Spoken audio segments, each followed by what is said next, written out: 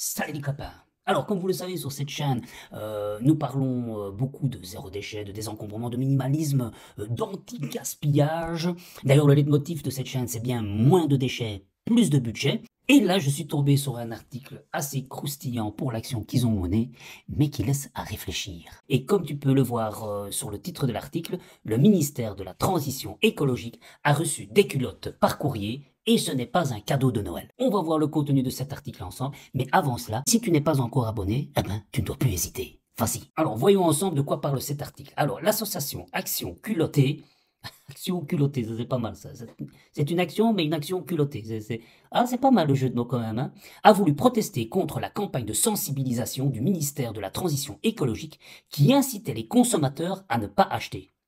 Ah, voyons plus loin. Alors, consommation. Les culottes de la colère. Le ministère de la Transition écologique a reçu ce mercredi 27 décembre, c'était tout frais, hein, un étrange cadeau de Noël, qui n'en était pas un, des culottes. C'est l'association des commerçants indépendants spécialisés dans les sous-vêtements baptisée Action Culottée qui est à l'initiative de cet envoi peu banal.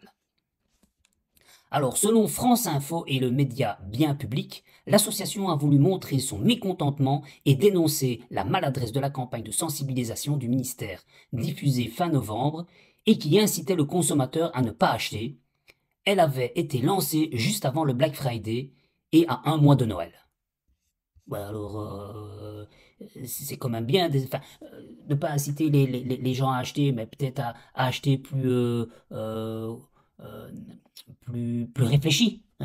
C'est sans doute cela qu'a voulu faire le ministère de l'écologie, hein, de la transition écologique. Alors, d'ailleurs, le ministère de la transition écologique n'est pas le seul destinataire de ces culottes mécontentes. L'agence de la transition écologique, l'ADEME, également à l'initiative de cette campagne, en a reçu. Oui, bah, ils ont tous les deux participé, et ils vont pas en oublier, on va pas faire des jaloux, hein. On vit déjà dans une crise actuellement au niveau de l'habillement, et avec cette publicité, ils incitent les gens à ne pas acheter de nouveaux produits, à consommer ce qu'ils ont, à la limite à aller dans les friperies, mais pas acheter de neuf.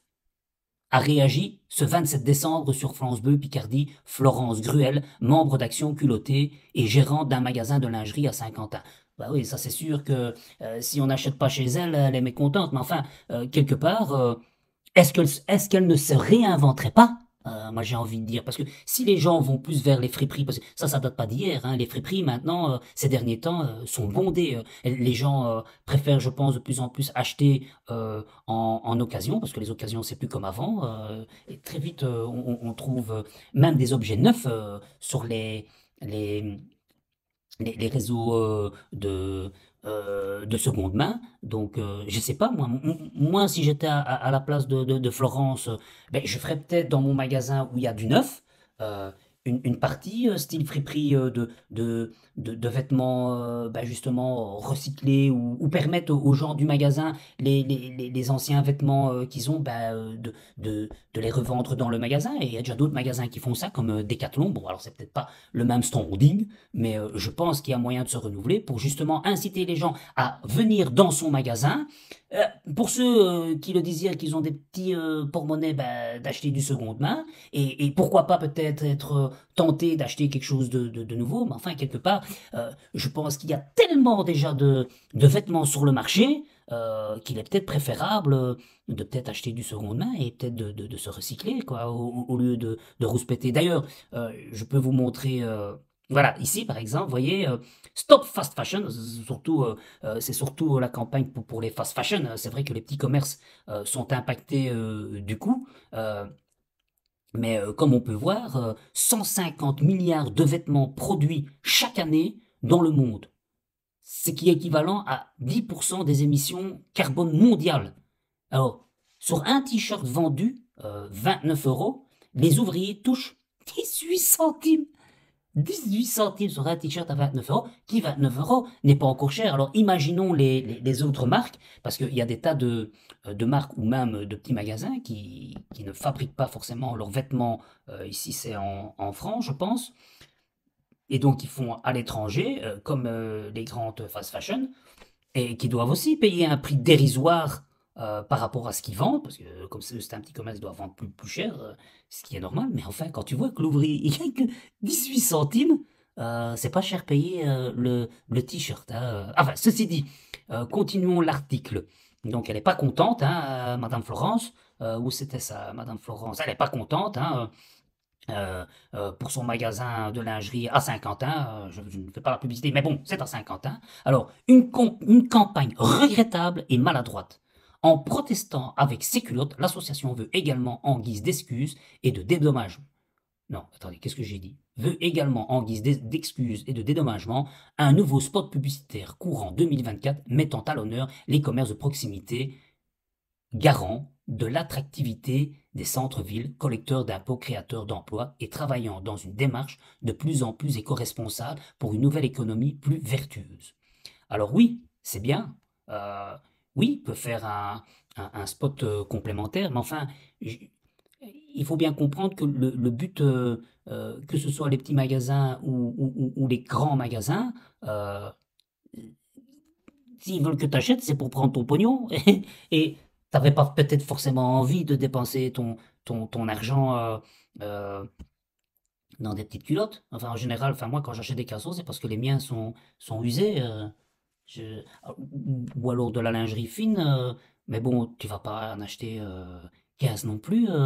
De lingerie fine. Enfin, je sais pas, moi je n'achète pas de lingerie fine. Il faudrait que je pose la question aux femmes qui suivent cette chaîne, si vous achetez tant que ça de la lingerie fine. Je pense, enfin moi, des amis que j'ai, elles n'en achètent pas beaucoup, me semble-t-il, avec ceux avec qui j'en parle. Mais par contre, des culottes menstruelles, ça, elles en achètent de plus en plus pour essayer d'éviter tous les autres produits qu'on vend et qui sont pas forcément très bons pour la santé. Et une culotte menstruelle, c'est pas bon marché, d'après ce qu'elles m'ont expliqué. Donc, si tu en achètes déjà deux, tu as déjà pour un paquet de pognon. Alors peut-être voir ce qu'on peut faire à ce niveau-là, déjà pour que ce soit un peu plus démocratique, et peut-être en trouver aussi dans les magasins de... Bah, je suppose qu'on en trouve dans les magasins de lingerie, mais ça peut être une piste également. Je sais pas, moi je m'avance, c'est un domaine que je maîtrise très très mal. Et donc oui, pourquoi pas faire un autre spot pour les magasins de proximité, mais enfin, on sait bien que le Black Friday, d'ailleurs, j'ai retrouvé quelques articles comme ça. Par exemple, pour la Belgique, bah, le Black Friday cette année, c'est près de 13 millions de transactions enregistrées cette année, plus qu'en 2022. Hein, en 2022, on comptait 12 millions de transactions. Hein, donc, qui dit 12 millions de transactions, c'est dans tous les domaines, pas que dans la lingerie, bien sûr, ni dans le vêtement. Mais enfin, donc ça veut dire que par rapport à l'année passée, on a déjà consommé enfin, il y a eu un million de transactions en plus. C'est énorme, ça. Juste pour un week-end, parce que le Black Friday, enfin, ça commence des fois un petit peu avant. Parce qu'avant le Black Friday, comme son nom l'indique, c'était le vendredi. Maintenant, c'est déjà tout le week-end. Et puis le lundi, il y a le Cyber Monday. Donc, on rallonge de plus en plus cette période pour que les gens dépensent, hein. Parce que c'est ça le but, hein, c'est que les gens dépensent, hein, entre nous. Donc, et toute l'année, ils n'avaient peut-être pas envie de dépenser. Ou alors, ils ont entendu toute l'année pour dépenser la semaine du Black Friday. Mais ça veut dire que s'ils ont su attendre jusqu'au Black Friday, c'est que peut-être qu'ils en avaient pas vraiment besoin. C'était peut-être juste une envie, enfin peut-être plus que passagère parce qu'ils ont attendu. Mais bon, quand même, 13 millions de transactions sur un week-end. Je crois qu'ils font pas ça pendant toute l'année. Je suis même pas sûr. Enfin bref. Donc ça, c'était pour cette année. J'ai trouvé un autre article qui disait, mais ça date évidemment de 2021, mais je suppose que c'est beaucoup plus maintenant. C'est la folie du Black Friday en Belgique, jusqu'à 7 achats par seconde. 7 achats par seconde. Je sais pas si tu te rends compte ce que c'est ça. 7 achats par seconde. Mais ça, c'est sur les webshops. Donc ça veut dire les trucs en ligne. Ils font 7 achats par seconde, rien qu'en Belgique. Donc j'ose pas imaginer en France. Ça doit être presque, peut-être le double, hein, j'en sais rien. J'ai trouvé un article de la France, mais qui date de l'année passée, et qui, eux, les statistiques d'achat, hein, pour le Black Friday en France, édition 2022, est de... attendez, que je retrouve ça. Ben déjà en 2021, la période de vente était de 4 milliards d'euros de revenus pour les détaillants français. Hein. Et ça représentait une augmentation par rapport aux 2,5 milliards de 2020. Donc en 2020, il y avait 2,5 milliards d'euros dépensés pendant le Black Friday. En 2022, 4 milliards, donc c'est presque le double. Et un consommateur français dépensait plus ou moins 350 euros, hein, dont environ 200 euros pour des achats en ligne. C'est énorme, ça c'est en 2022. Je n'ose pas imaginer cette année, quoi.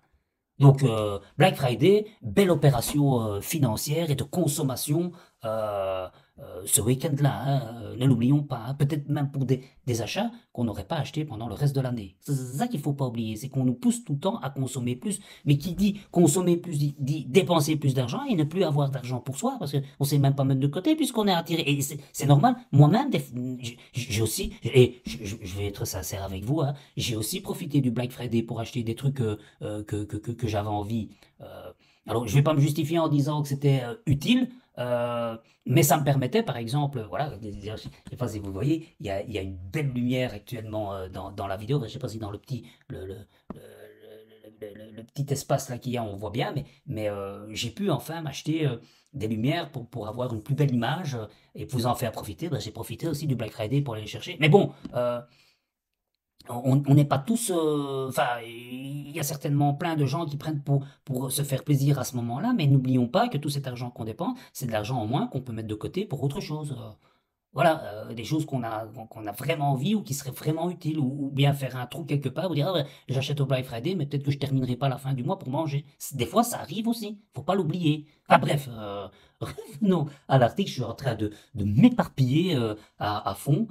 Donc, où j'en étais, voilà, ma message, blablabla, hein, maladresse, voilà, voilà, c'est justement ce que pointe du doigt l'association créée pendant la crise du Covid pour protester contre la fermeture des commerces non essentiels. Ce n'est pas tant le message, mais la maladresse de ce spot qui a heurté les lingères. Peut-on lire dans les spots alors, qui pointe donc celui-ci vise donc la transition physique, les commerces physiques de proximité, au lieu de montrer du doigt les acteurs de la fast fashion, notamment en ligne, qui sont les principaux responsables de la pollution textile et les moins soucieux de l'écologie. Oui, mais je pense que justement ils ont voulu pointer. Alors peut-être que ça a été malheureux. J'ai pas vu le spot moi. Alors, si vous l'avez vu, peut-être mettez-moi le lien dans les commentaires pour que je puisse aller voir. Parce que j'ai pas, malheureusement, j'ai pas vu le spot, mais je peux comprendre leur mécontentement. Et puis, par contre, là où je suis pas fort d'accord, c'est que euh, ça n'a rien à voir avec la Covid, le Black Friday, hein. Alors, que les magasins euh, de proximité ont été considérés comme non essentiels, euh, oui, donc les magasins de lingerie ont été fermés. Mais est-ce que c'était essentiel pendant la Covid d'avoir de la lingerie? Enfin, oui, peut-être, parce qu'on passait plus de temps à la maison. Maintenant, pour moi, ceci dit, on n'aurait pas dû fermer autant de commerces, ça c'est sûr. Il y a des gens qui ont perdu leur vie du fait que ce soit fermé. On aurait pu peut-être mettre, je sais pas, des horaires ouais, enfin, ou permettre peut-être aux magasins de mettre en ligne. Ça aurait peut-être été une solution aussi de reconversion à ce moment-là. Et il faut essayer d'innover. Moi, ce que je regrette un peu avec toutes ces choses, c'est que euh, par moment, il y a, et je vais peut-être me faire pas forcément des amis dans ce que je veux dire, mais je trouve que euh, il y a beaucoup de gens, quand quelque chose fonctionne, ne se remettent pas en question. Ils disent, ouais, voilà, moi j'ai un commerce qui fonctionne, qui marche bien, pourquoi est-ce que je vais changer? Et quand il y a une tuile qui arrive, bah, ils disent, ouais, bah, c'est pas juste, mon commerce il fonctionnait. Oui, mais il faut savoir aussi rebondir, essayer de trouver des alternatives. Alors, je dis pas que c'est toujours facile, hein, loin de moi l'idée, mais il y en a quand même une panoplie là-dedans qui n'essaie même pas de se remettre en question, qui dit, ouais, c'est pas juste, on va fermer, mais peut-être qu'ils auraient eu la possibilité de trouver un autre créneau pour continuer à faire vivre leur commerce. Moi, j'ai vu comme ça des commerces qui ont rebondi et qui ont pu tenir le coup. Alors, c'était certes pas facile, ça, je peux pas le nier et j'en suis convaincu, mais, euh, mais bon, de là à toujours mettre la faute sur euh, l'actuelle situation, c'est pas toujours enfin, bien pensé, je trouve. Alors, posons-nous les bonnes questions avant d'acheter. Voilà, c'est ce que je suppose a voulu faire passer comme message le ministère de la Transition écologique, hein.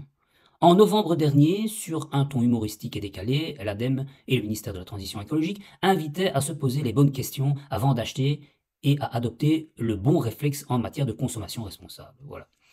Ces spots publicitaires mettaient en scène des clients dans le magasin d'électroménager, de high-tech ou de vêtements qui demandaient conseil à un vendeur pour choisir entre deux produits neufs.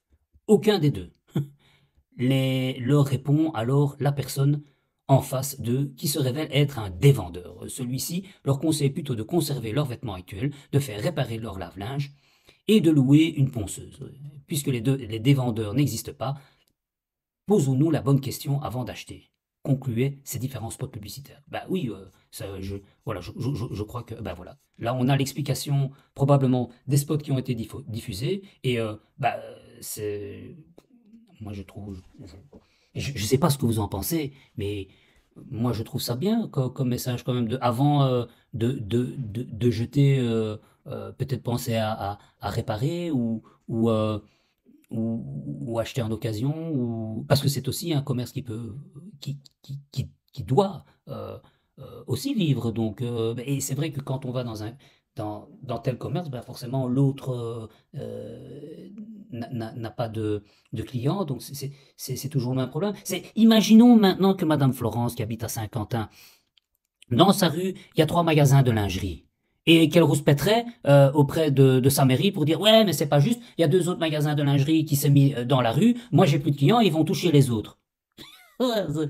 Et alors on fait quoi, hein? Encore, on doit fermer les 2 autres magasins de lingerie parce qu'il n'y a plus de clients qui viennent chez vous? Ou alors, une des nouvelles lingeries qui s'est installée, il dit, ouais, mais c'est pas normal, moi je fais dans la lingerie et il n'y a aucun client, c'est à cause des 2 autres.